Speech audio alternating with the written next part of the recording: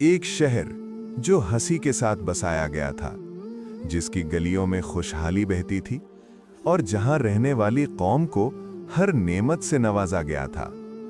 لیکن وہی سرزمین انسانی تاریخ میں ایک ایسی مثال بن گئی جہاں گناہ چھپ کر نہیں بلکہ کھلے عام کیے جاتے تھے۔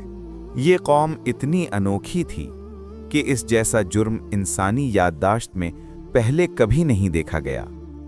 اللہ کو ان کا راستہ پسند نہ آیا اور پھر اللہ کا فیصلہ نازل ہوا۔ ایک ہی پل میں پوری قوم اپنی بستی سمیت الٹ دی گئی۔ یہ واقعہ قیامت تک عبرت کا باعث بن گیا۔ یہ قوم تھی قوم لوط اور شہر تھا سدوم۔ آج کے اردن اور فلسطین کے درمیان دو مشہور شہر تھے، سدوم اور قومورہ۔ سدوم ایسا شہر تھا جہاں زمین سے چشمے پھوٹتے تھے اور سبز باغ ہر طرف پھیلے ہوئے تھے۔ فصلیں اتنی مضبوط تھیں کہ لوگوں نے کبھی سوچا ہی نہیں تھا کہ یہ زمین بھی انکار کر سکتی ہے۔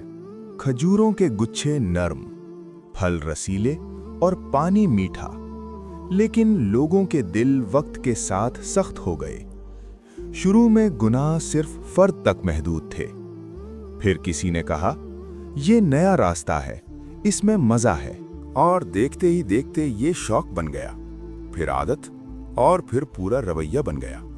اب گناہ صرف عمل نہیں رہا، یہ تہذیب بن چکا تھا۔ ایسی تہذیب جہاں لوگ رات کے اندھیروں میں نکل کر کھلی محفلوں میں اللہ کے احکام پر بحث کرتے اور انہیں مذاق میں اڑا دیتے۔ دور ایک شہر بابل میں حضرت ابراہیم علیہ السلام اور ان کے بھتیجے حضرت لوط علیہ السلام لوگوں تک اللہ کا پیغام پہنچاتے رہے۔ پھر اللہ کے حکم سے ہجرت کا وقت آیا۔ حضرت لوط علیہ السلام وہ پہلے انسان تھے جو حضرت ابراہیم علیہ السلام پر ایمان لائے۔ یہ رشتہ صرف خون کا نہیں، دین کے سفر کا بھی تھا۔ قرآن بتاتا ہے کہ اللہ نے ابراہیم اور لوط علیہ السلام کو اس زمین کی طرف بچا کر لے گیا جس میں ساری دنیا کے لیے برکت رکھی گئی تھی۔ یہ علاقہ تھا شام۔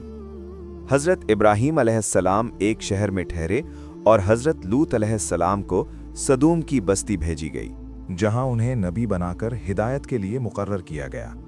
جب حضرت لوط علیہ السلام اس شہر میں داخل ہوئے تو روشنی، رنگوں اور نعمتوں کے درمیان ان کے دل میں ایک عجیب کپکپی اتر گئی۔ بازاروں میں عنبر اور ریشم کی خوشبو، کھیتوں میں ہر سبزہ لہرا رہا تھا، اونچے مکانات دنیاوی کامیابی کی گواہی دے رہے تھے۔ لیکن جیسے جیسے وہ لوگوں کے قریب گئے، مسکراہٹیں آہستہ آہستہ غائب ہونے لگیں۔ یہ وہ لوگ تھے جنہوں نے اللہ کی دی ہوئی فطرت چھوڑ دی اور اپنی خواہشات کو معبود بنا لیا۔ مرد عورتوں سے دور ہو کر مردوں کی طرف مائل ہو گئے۔ ایسا گناہ جو پہلے کبھی انسانی تاریخ میں نہیں ہوا۔ قرآن کہتا ہے کہ یہ لوگ اس برائی کو چھپ کر نہیں بلکہ کھلے عام انجام دیتے تھے۔ ان کی محفلوں میں بے حیائی، گلیوں میں فحاشی، شراب اور مسافر کے ساتھ بدسلوکی عام ہو چکی تھی۔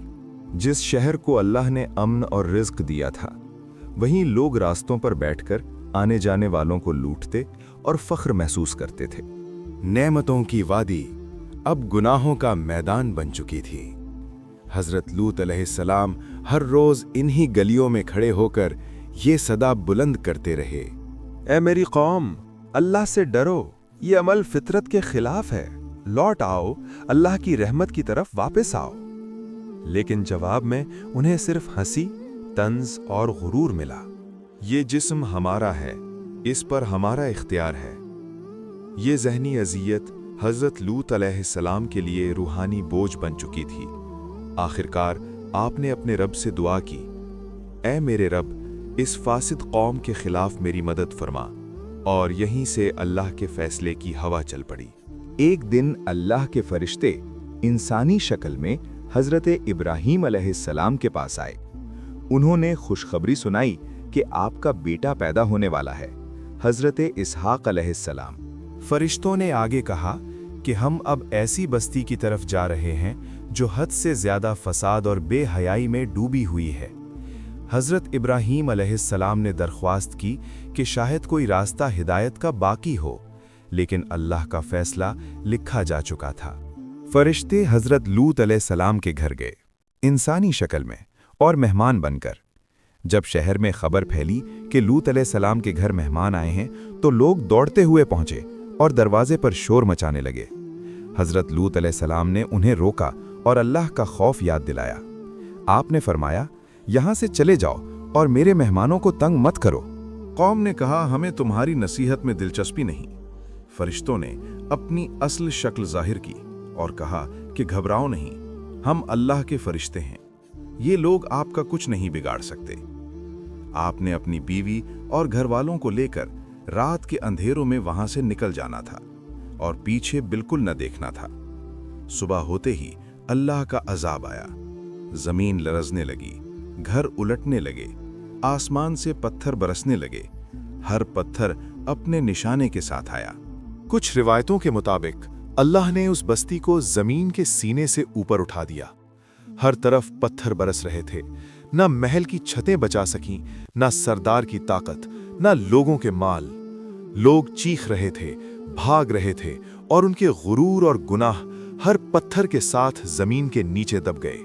آخرکار ہر راستہ، ہر گلی، ہر مکان الٹ گیا، شہر کے نام مٹ گئے، راستے مٹ گئے اور لوگ بھی مٹ گئے۔ مگر واقعہ مٹا نہیں، کیونکہ اللہ نے اسے عبرت بنانا تھا۔ اگر آپ کو یہ واقعہ سمجھ آیا تو کامنٹس میں لکھیں کہ آپ کو قوم لوط سے کیا سبق ملا۔ ویڈیو کو لائک کریں، سبسکرائب کریں اور اپنے دوستوں کے ساتھ شیئر کریں۔ کچھ روایتوں کے مطابق اللہ نے اس بستی کو زمین کے سینے سے اوپر اٹھا دیا۔ ہر طرف پتھر برس رہے تھے، نہ محل کی چھتیں بچا سکیں، نہ سردار کی طاقت، نہ لوگوں کے مال۔ لوگ چیخ رہے تھے، بھاگ رہے تھے، اور ان کے غرور اور گناہ ہر پتھر کے ساتھ زمین کے نیچے دب گئے۔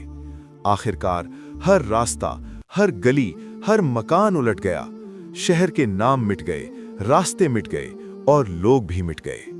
مگر واقعہ مٹا نہیں، کیونکہ اللہ نے اسے عبرت بنانا تھا۔ اگر آپ کو یہ واقعہ سمجھ آیا تو کامنٹس میں لکھیں کہ آپ کو قوم لوط سے کیا سبق ملا۔ ویڈیو کو لائک کریں، سبسکرائب کریں اور اپنے دوستوں کے ساتھ شیئر کریں۔